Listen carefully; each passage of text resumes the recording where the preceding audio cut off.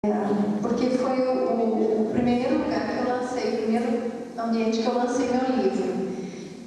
E no dia 10 de setembro, quando o avião ficou naquela operação zigue-zague, vai, não vai, vai, não vai, vai, não vai, porque a gente era para ter saído às 3 e saímos às 19 horas, e chegamos em Nova York às 19 horas, o avião em cima sacudia demais, tinha muita turbulência. E aí eu pensei assim comigo, eu posso morrer, porque eu já escrevi meu livro, mas eu não tinha a menor noção do terrorismo, né? E no dia seguinte teve a tragédia. E eu pensei, puxa, mas até que eu não errei muito, né? Então, quando eu cheguei em Portugal, finalmente, eu cheguei muito feliz porque, em primeiro lugar, eu estava viva, né? Em segundo lugar, porque eu pude lançar o livro, né? E eu não tinha visto ainda ele impresso. Então, meu bebê, né? A gente fala que o livro é um filho. Nasceu em Portugal. Em Portugal. E aí eu me senti super feliz, assim. E foi muito engraçado porque eu fiquei bem no centro de Lisboa e fui comprar jornal para saber mais a respeito do 11 de setembro, que ainda estava naquelas questões de busca. Já fazia uma semana do atentado. E um senhor de uma banca de jornal leu uma manchete dizendo assim: os Estados Unidos contam com o apoio de Portugal na luta contra o terrorismo. E esse senhor leu essa manchete e começou a rir. E eu achei muito engraçada a risada dele. E aí ele falou assim: mas como que Portugal vai ajudar contra o terrorismo? Primeiro, o que Portugal tem a ver com isso, né? Convenhamos, né? Aí ele disse assim: só se for com as caravelas. Aí eu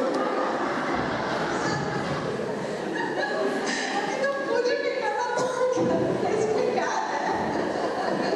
Isso aí, tive que sair, comprar jornal em outro lugar, porque eu não parava de rir. Esse é o problema da impulsividade. Quando a gente vai contar uma piada, eu não posso contar piada, gente, porque eu começo a rir antes de contar, e as pessoas riem, dão minha risada, mas eu não consigo terminar de contar. Então, tem várias coisas, assim, que geralmente, uma das dicas, né, como é que é o hiperativo? O hiperativo, ele é atrapalhado, ele faz as coisas por desatenção, ele acaba sendo engraçado. Então, essa questão do estigma, né, que é o desajeitado e tudo mais, isso é um exagero muito grande, ele acaba virando o bode expiatório da situação, né? Essa é a minha luta. Não é tão ruim e pode ser até divertido conviver com o imperativo, né? Agora a pergunta. Só um minuto que vai dar um...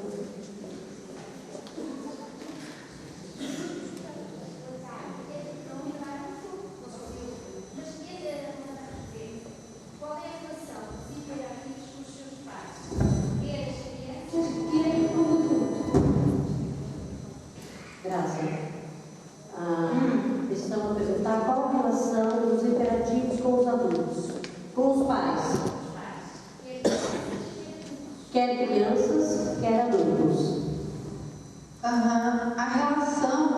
relação é de muita incompreensão.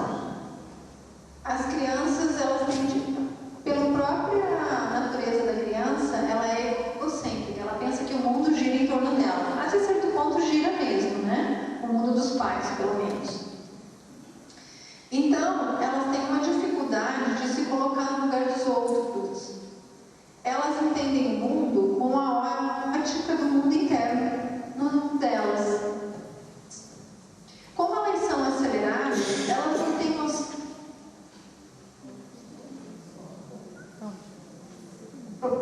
É justamente quando um adulto é muito prolixo, fala demais, explica demais, grita demais, e a criança não processa aquilo tudo, porque o tom de voz está muito alto. Então, quando o pai e a mãe têm mais paciência e objetividade, né, aí é que entra a rotina estruturada, fica mais fácil a comunicação, porque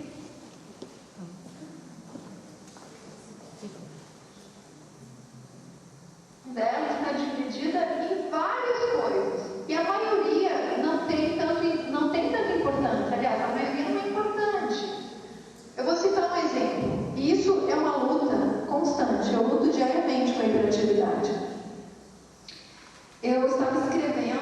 artigo para a faculdade. Aí fechei a cortina, fechei a janela por causa do barulho dos ônibus. E eu gosto de colocar uma música clássica porque me ajuda a me concentrar mais. Aí coloquei uma música clássica bem baixinha, mas botei baixinha demais. Esqueci, não liguei, estava tão preocupada em terminar que acabou, que a música acabou e eu não tinha percebido. Aí de repente eu ouço um barulho diferente. Pá! Quando eu vi, eu já estava virada para trás.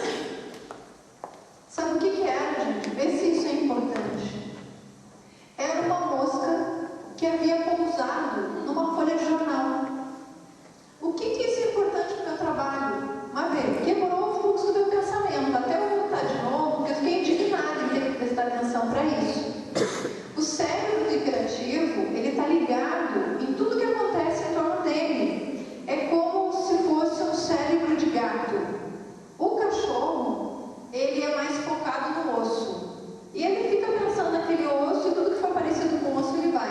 Mas o gato não, o gato é um caçador. Ele fica num ambiente mais alto e ele parece cochilar. Mas quando tem um barulho diferente, ele já arregala o olho, já fica pronto. Ele está sempre numa posição de ataque. Ele não dá moleza, né? Porque ele é um caçador, ele não é a caça. Então, eu vejo os hiperativos como um comportamento de gato. As escolas são escolas, com todo respeito, né, usando uma linguagem metafórica, voltada para a didática do cachorrês. É a lógica do cachorrês, que é muito diferente da lógica do gatês, né? O gato, ele pula, ele salta, ele escala. O cachorro não, o cachorro só cavoca, vai para lá, vai para cá. É completamente diferente. Até o gato saber que ele é gato numa escola de cachorro, custa. Então ele é deficiente? Não, ele tem uma habilidade a mais, ele pula. Me lembra muito aqueles quadrinhos do Garfield e daquele cachorro dele lá, que depois, eu sempre esqueço o nome, mas enfim, é o Garfield e o cachorro que o dono comprou, né? É aquele conflito ali. Então, só que a maior parte dos alunos são cachorrinhos, né? E alguns são gatos. Então, aí que está a dificuldade do professor de achar uma didática que agrade gatos e cachorros, né? Como gregos e troianos, gatos e cachorros. Eu sempre digo, o professor tem que ter o plano A e o plano B e o plano C. O A para os desatentos, o B para os imperativos. Tem que ser algo divertido que faça com que eles foquem em atenção.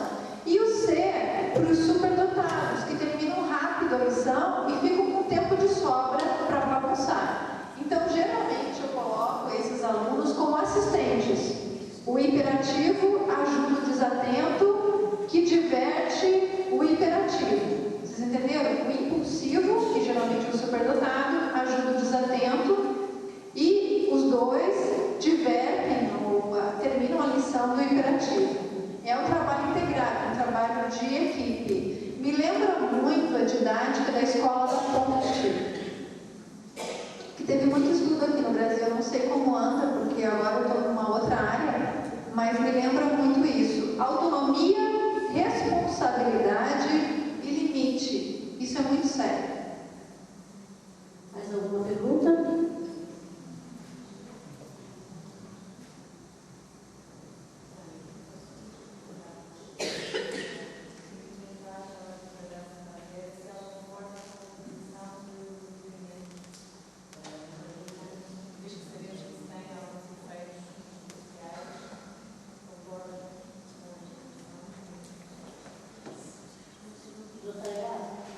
Uma pergunta.